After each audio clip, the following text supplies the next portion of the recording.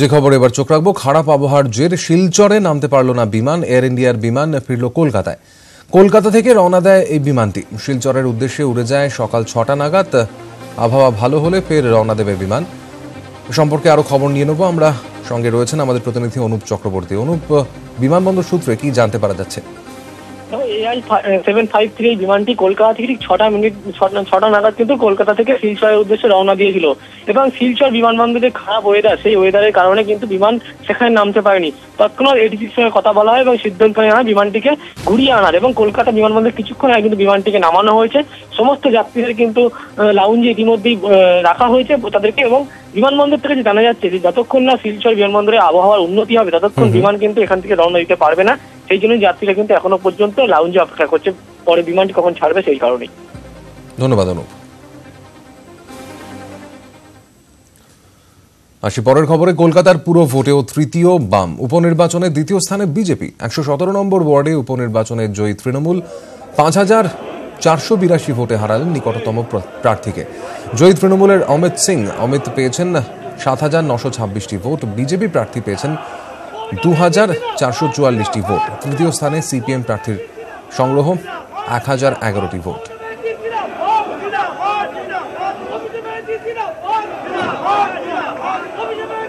এটা আমাদের মুখ্যমন্ত্রীর জয়, আমাদের দিদির জয়, আমাদের অগ্নিকন্যার জয়। বাবা দিদি যেহেতু পাশের দুটি ওয়ার্ডে তারা প্রচুর কাজ করেছেন এবং সেই কাজের নিরিখে আমি অনেক হেল্প পেয়েছি। এতে মানুষের যা এখনো ছোট ছোট প্রবলেম আছে সেইগুলো তাদের সাথে মিট করে তাদের জিনিস জিজ্ঞেস করে আমরা সেইটাগুলো আগে সলভ করব। 19-এর ফাইনালের আগে সংসদের অধিবেশন শাসক বিরোধীর তুতু ম্যামেতে শীতকালীন সেই অধিবেশন প্রতিদিনই উত্তপ্ত হচ্ছে। গতকালও কাজ হলো পণ্ড, হলো শুধুমাত্র হই হট্টগোল। স্পিকার হাত জোর করে আর্জি জানালেন, কটাক্ষ করলেন, সাংসদদের দায়িত্ব মনে করিয়ে দিলেন, কিন্তু ছবিটা পাল্টালো না। সংসদ যেন কুরুক্ষেত্র। বিজেপির নিশানায় এখন একজনই, রাহুল গান্ধী। মুখে টানা স্লোগান আর হাতে প্ল্যাকার্ড। বিজেপির দাবি, রাফাল নিয়ে রাহুল গান্ধী মিথ্যে বলেছেন, তাই তাকে ক্ষমা চাইতে হবে। জবাব দিতে দেরি করেনি কংগ্রেস। স্লোগানের পাল্টা স্লোগান, রাহুলের পাল্টা মোদি। রাফালকে হাতিয়ার করে কংগ্রেসের হাতেও প্ল্যাকার্ড। শাসক বিরোধী এই দরজায় লোকসভার কাজ এদিনও শিখে ওঠে। कई बार बाहर के देशों के लोग भी बोलते हैं what is happening in India. कई बार मुझे मैसेज आ रहे हैं, मैडम हमारा स्कूल अच्छा चलता है। मैं रिस्पॉन्सिबिलिटी लेती हूँ, मैं गवर्नमेंट को कहूंगी कि ये विषय डिस्कस करो, बट प्लीज पार्लियामेंट को कहीं ना कहीं एक स्टैंडर्ड मेंटेन करे, ये हाथ जोड़ के निवेदन है। স্পিকারের এই বার্তার পরেও ছবিটা পাল্টায়নি। রাফাল ইস্যুতে জেপিসি নিয়ে অনড় থাকে কংগ্রেস। हमने ये डिमांड किया है कि जॉइंट पार्लियामेंट्री कमेटी बिठाओ, उसमें सारी चीजें बाहर आएगी और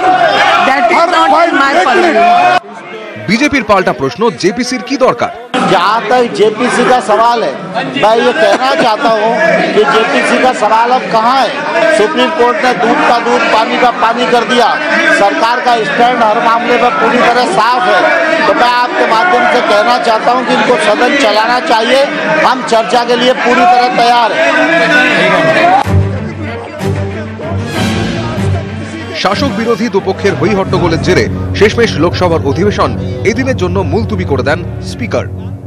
নিউজ 18 বাংলা। এ রাজ্যে রথের ঘোড়া ছোটাতে মরিয়া বিজেপি। মঙ্গলবার প্রাথমিক জট কাটিয়ে কলকাতা হাইকোর্টে বিজেপির আবেদনের শুনানি শুরু হয়। বিজেপির সঙ্গে রাজ্য প্রশাসনের বৈঠকের ভিডিও আদালতে জমা দিতে রাজ্যকে নির্দেশ হাইকোর্টে। আজ ফের মামলা শুনানি। বিজেপির হয়ে সওয়াল করেন আইনজীবী এসকে কাপুর। রথযাত্রা রুখতে রাজ্য প্রশাসন সক্রিয় বলে অভিযোগ তাঁর। সওয়ালে তিনি জানান, রথযাত্রার বিকল্প সূচি আদালতকে জানানো হয়েছে। 22, 24 ও 26 ডিসেম্বর রথযাত্রার অনুমতি দেওয়া হোক। তার অভিযোগ, রথযাত্রার অনুমতি না দেওয়ার ক্ষেত্রে আদালতের নির্দেশ মান্য হয়নি। শীর্ষ স্তরের আমলার বদলে চিঠি দিয়ে সিদ্ধান্ত জানিয়েছেন অন্য এক আমলা। তবে কি রাজ্যের আমলারা রাবার স্ট্যাম্পে পরিণত হয়েছেন? যে কোনো মূল্যে রথযাত্রা করতে এদিন বিকল্প প্রস্তাবও দেন বিজেপির আইনজীবী। তিনি জানান, রথযাত্রায় নজরদারিতে 3 জন স্পেশাল অফিসার নিয়োগ করতে পারে আদালত। রথযাত্রা পরিচালনা ছাড়াও প্রয়োজনে তা বন্ধ করার ক্ষমতাও তাদের হাতে থাকবে। রথযাত্রার অনুমতি বাতিল করার পরও থেমে থাকেনি রাজ্য। সিদ্ধান্ত নিয়েছে নিয়ম মেনে সভা করতে পারে বিজেপি, অর্থাৎ রাজ্যের সিদ্ধান্ত পরস্পর বিরোধিতায় ভরা। সওয়াল পর্ব চলার মধ্যেই বিজেপির আবেদন নিয়ে ক্ষোভ উগড়ে দেন বিচারপতি তপব্রত চক্রবর্তী। তার প্রশ্ন, রথযাত্রা যখন পিছিয়ে গেল তখন সিঙ্গেল বেঞ্চের প্রস্তাব মানা হলো না কেন? আদালত প্রথমেই বলেছিল আলোচনা করে সমস্যার সমাধান করতে। তখন বিজেপি বলেছিল 48 ঘন্টার জন্য যাত্রা পিছনো যাবে না। তখনই যাত্রা পিছনোর প্রস্তাব মানলে এত মামলা মোকদ্দমার দরকার হতো না। রাজ্যের তরফে অ্যাডভোকেট জেনারেল জানান, বিজেপির করা মামলায় রাজ্য প্রশাসনের আমলাদের উদ্দেশ্যে বেশ কিছু অভিযোগ আনা হয়েছে। এর জবাব দিতে চায় রাজ্য। বুধবার বেলা 12টা থেকে ফের মামলার শুনানি। সমাধান সূত্র বেরোবে, আপনাদের নিশ্চিন্ত করতে পারি। যখন 2021-এ আমরা ক্ষমতায় আসব, তখন শুধু আমাদের জন্য কেন, কোনো রাজনৈতিক দলের কোনো গণতান্ত্রিক প্রোগ্রামই আমরা এইভাবে দলের লাইনে আটকাবো না।